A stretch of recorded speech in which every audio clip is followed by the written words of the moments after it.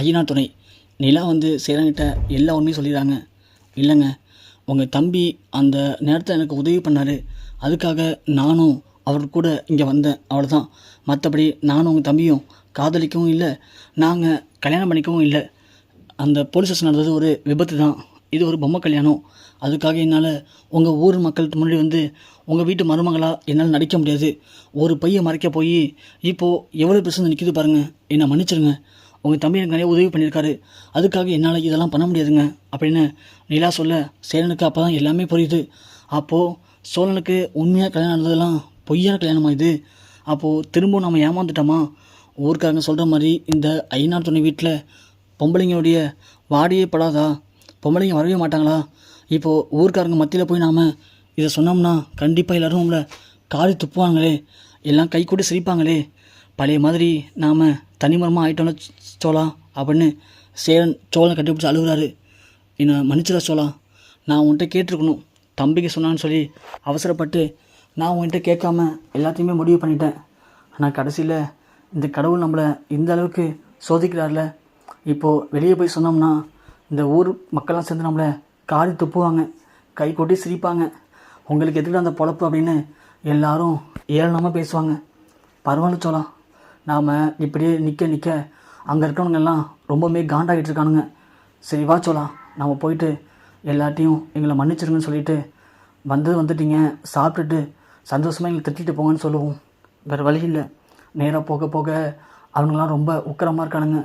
வா சோழா அப்படின்னு சேரன் சோழன் அழைச்சிட்டு வராரு. இங்கே எல்லோரும் என்னடா நீங்கள் எழுப்ப வரீங்க, எங்கே இந்த பொண்ணு? அந்த பொண்ணு இருக்கா ஓடி போச்சா? யாருக்கு தெரியும், அந்த பொண்ணு நேற்றையே ஓடி போனது இன்னும் வரல பொழுக்கு. இவனுங்க என்னமோ எங்கள் வீட்டுக்கு மருமக வந்துட்டாங்கன்னு சொல்லி பீத்திக்கிறானுங்க போட்டுக்கிட்டு. ஏண்டா உங்கள் வீட்டுக்கெல்லாம் ஒரு பொண்ணு வருவாடா? ஏன்டா உனக்கு இந்த பொழப்பு? இதுக்கு ரிசப்ஷன் மேடை வேறு. நீலா சோழனா? டேய் வாங்கடா, என்ன பண்ண போகிறீங்க இப்போது? ரெண்டு பேரும் வந்து ஒருவேளை நீங்கள் ரெண்டு பேரும் கல்யாணம் பண்ணிக்கிட்டீங்களாடா, சொல்லுங்கடா அப்படின்னு அங்கே இருக்கிற எல்லாருமே அவங்க இஷ்டத்துக்கு வாய்க்கு வந்தது பேசுகிறாங்க. இது எல்லாமே ஜன்னல் வழியாக நிலா காதல் உழுவுது. இங்கே நிலா யோசிக்கிறாங்க, பாவம் தானே இவங்கெல்லாம், அவர் எப்படி ஃபீல் பண்ணுறாரு? அவர் சொன்ன மாதிரியே ஊர் மக்கள்லாம் இஷ்டத்துக்கு அவங்க வாய்க்கு வந்தது பேசுகிறாங்களே, பாவம். இப்படியாப்பட்ட குடும்பத்தில் இவ்வளோ பிரச்சனையை தாண்டி தான் சோழன் நம்ம கழுத்தில் தாலி கட்டியிருக்காரு. அந்த நேரத்தில் சோழன் மட்டும் இவங்களை யாருன்னே தெரியாமல் சொல்லியிருந்தா கண்டிப்பாக நம்மளை கொண்டு போய் நம்ம வீட்டில் விட்டுருப்பாங்கள்ல. அப்புறம் நாம் அந்த சூர்யாவுக்கு தான் கழுத்தை நீட்டிருக்கணும். சூர்யாவோட தப்பிச்சு வந்து நாம் சோழன்கிட்ட மாட்டிக்கிட்டோம் அப்படின்னு நாம் நினச்சிட்ருக்கோம். ஆனால் சோழன் தான் வீட்டில் இம்புட்டு இப்படி பிரச்சனை இருந்துமே அது எல்லாத்தையும் மறந்துட்டு தனக்காக உதவி பண்ணியிருக்கான். அப்படி இருக்கும்போது அப்படியாப்பட்ட சோழனை நாம் அசிங்கப்படுத்துறது நல்லதுக்கு இல்லை. நாம் சோழன்கிட்ட நிறைய வாட்டி கேட்டோம், நீங்கள் பண்ணுறதுக்கெல்லாம் கைமாற என்ன பண்ண போகிறோன்னு சொல்லி. ஆனால் எனக்கு தெரிஞ்சு கைமாறாக இப்போ நாம் அந்த மனமையில் போய் நிற்கிறது தான் சரின்னு நினைக்கிறேன். ஏன்னா இந்த குடும்பம் நமக்காக நிறையா பண்ணியிருக்காங்க, அவங்களுக்கு நாம் நன்றி கடன் பட்டிருக்கோம். அப்படி இருக்கும்போது நாம் அந்த குடும்பத்தை அசிங்கப்பட விடக்கூடாது அப்படின்னு நிலா முடிவு பண்ணுறாங்க. சரி அப்படின்னு நிலா அவசரமாக ட்ரெஸ்ஸை மாற்றுறாங்க. இங்கே சேரன சோழனும் மேடைக்கு போகிறாங்க. எங்களை மன்னிச்சிடுங்க, எங்களை தம்பிக்கு அப்படின்னு கை எடுக்கும்போது இங்கே டக்குன்னு நிலா அண்ணன் அப்படின்னு கூப்பிட்றாங்க. யாருன்னு பார்த்தா நிலா வராங்க. நிலா வரவும் இங்கே சேரனுக்கு ஒன்றுமே சொல்ல முடியல. நிலா மேலே வராங்க.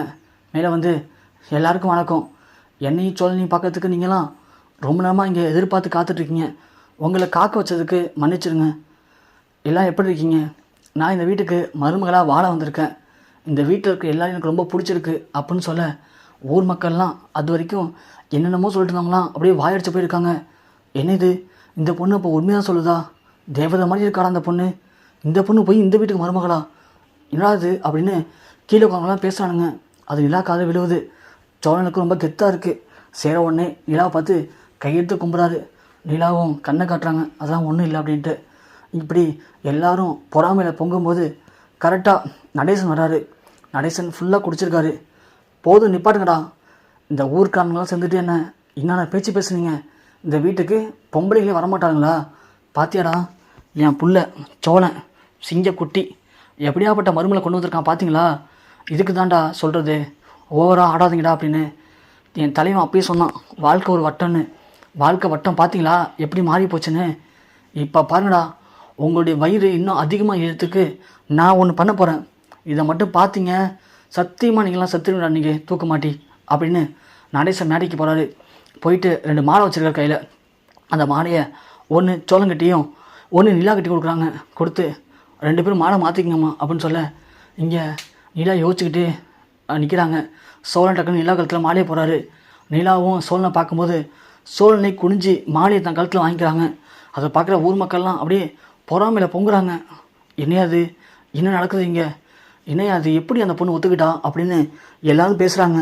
உடனே நடேசன் என்னடா என்ன இதுக்கே வாய் பொழந்துட்டிங்களா, இப்போ பாடுற அடுத்தது என்ன நடக்க போகுது அப்படின்னு உடனே நடேசன் தான் பாக்கெட்லேருந்து ஒரு மஞ்சள் கயிறு தாலி எடுக்கிறாரு. எடுத்து சோழன்கிட்ட கொடுக்குறாரு. இதா சொல்லலாம், இதை போடுறா, இந்த ஊர்க்காரங்கள மத்தியில் எல்லாரும் முன்னாடியும் இந்த தாலியை அவள் கழுத்தில் கட்டுறான். அப்போ தான் இவனுங்கெல்லாம் அடங்குவானுங்க. என்னென்ன பேச்சு பேசுகிறானுங்க, என்னென்ன பேச்சு பேசுகிறானுங்க, இந்த வீட்டுக்கு பொம்பளைங்க வரமாட்டாங்க அப்படி இப்படின்னு என்னென்னமோ பேசுகிறானுங்கடா. இவனுங்க மூஞ்செல்லாம் கரிய பூசம் தான் நானும் காத்துக்கிட்டு இருந்தேன். இவனுங்க மூஞ்சில் கரிய பூசத்துக்கு ஒரே விஷயம் இது மட்டும்தான், இதை தவிர வேறு எதுவுமே இல்லை. நீ இப்போது நிலா காலத்தில் இந்த தாலியை கட்டினாதான் எல்லாத்துக்கும் ஒரு முடிவு கிடைக்கும் அப்படின்னு சொல்கிறாங்க. உடனே ஊர் மக்கள்லாம் அப்படியே பார்க்குறாங்க. உடனே இங்கே சோழனுக்கு என்ன படன்னு தெரில. நிலா திருத்துன்னு முடிக்கிறாங்க. சோழனை பார்க்குறாங்க. சோழா என்ன இது அப்படின்னு கேட்க சோழன் உடனே இல்லைங்க வேறு வழி இல்லைங்க, ப்ளீஸுங்க எனக்காக இந்த தாலியை நீங்கள் கட்டிக்கிங்க அப்படின்னு சொல்ல என்ன சோழா என்ன நினச்சிட்ருக்கீங்க, இதோ போனால் போது நீங்கள் ஊர் மக்கள் முன்னாடி அசிங்கப்படக்கூடாது அப்படின்னு தான் நான் இங்கே நிற்கிறேன்.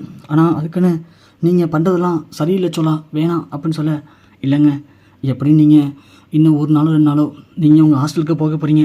அதுக்கப்புறம் உங்களை யாருக்கும் தெரிய போகிறது இல்லை. அதனால் வந்துடுச்சு, இவ்வளோ தூரம் ஆயிடுச்சு. இந்த ஒரு தாலி மட்டும் தானேங்க ஸ்டேஷனில் கட்டும்போது எப்படி இதை பொம்மை தலையாக பார்த்தீங்களோ அதே மாதிரி இதையும் கொஞ்சம் பொம்மை தலையாக பார்த்துங்க ப்ளீஸுங்க. நீங்கள் மட்டும் இப்போ முடியாதுன்னு சொன்னீங்கன்னா கண்டிப்பாக ஊர்காரங்க மத்தியில் எங்கள் ஒட்டுமொத்த குடும்பமும் அசிங்கப்பட்டுருங்க. நீங்கள் சொன்னீங்கல்ல எனக்கு நீங்கள் பண்ணதுக்கெலாம் கைமாறா என்ன பண்ண போகணும்னு தெரியலன்னு சொன்னீங்களே, அதுக்காக இதை மட்டும் பண்ணுங்கள் ப்ளீஸுங்க, உங்கள் காலம் விழுறங்க ப்ளீஸுங்க அப்படின்னு நிலாக்கிட்ட சோழன் கெஞ்சுறாரு. நிலாவுக்கு என்ன பண்ணுன்னு தெரில, ரொம்ப தர்ம சங்கடமாக இருக்குது. நிலா அப்படியே நிற்கிறாங்க. சோழ உடனே என்னங்க நீங்கள் சொல்லுவீங்கள்ல நான் எப்போதும் பொதுநலமாக தாங்க இருக்கேன் அப்படின்ட்டு, ஆனால் இன்றைக்கி இவ்வளோ சுயநலமாக யோசிக்கிறீங்களே, உங்களுக்காக நான் எவ்வளவோ பண்ணிட்டேன், ஆனால் எனக்காக நீங்கள் இந்த ஒரு சின்ன உதவி பண்ண மாட்டிங்களா ப்ளீஸுங்க, இந்த கொஞ்ச நேரம் தாங்க, அதுக்கப்புறம் நீங்கள் தாலியை கழட்டி கொடுத்துட்டு நீங்கள் பட்டே போயிட்டுருக்கலாங்க, நான் உங்களை எதுவும் கேட்க மாட்டேங்க, எந்த பிரச்சனையும் பண்ண மாட்டேங்க ப்ளீஸுங்க அப்படின்னு சோழனையே கெஞ்சுறாரு.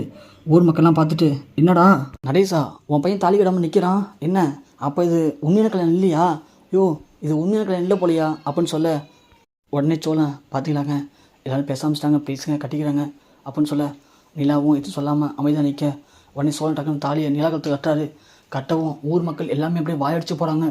நடேச உடனே பார்த்தீங்களாடா உங்களுக்கெல்லாம் தான் இந்த தாலியை இப்போ என் பையனை கட்ட சொன்னேன், இப்போ என்ன சொல்ல போகிறீங்க, என் வீட்டுக்கு பொம்பளைங்க வரமாட்டாளுங்களா, தேவதை மாதிரி இருக்க மருமை கிடச்சிருக்காடா, இனிமேல் இந்த வீட்டு நிலமை எல்லாமே மாறப்போகுது, இனிமேல் இந்த ஐயனார் தொன்ன குடும்பத்தை நீங்கள் வேறு மாதிரி பார்க்க போகிறீங்களா, வெக்கம் கெட்டவங்களா, போங்க உள்ள என் பிள்ளைங்க பிரியாணி செஞ்சு வச்சுருக்கானுங்க, போய் சாப்பிட்டுட்டு வயிறு எரிஞ்சு சாகுங்க போங்க அப்படின்னு நடேசன் சொல்ல ஊர் மக்கள்லாம் ஒன்றும் பேச முடியாமல் அப்படியே தகைச்சு போய் அங்கேருந்து ஏஞ்சி போகிறாங்க.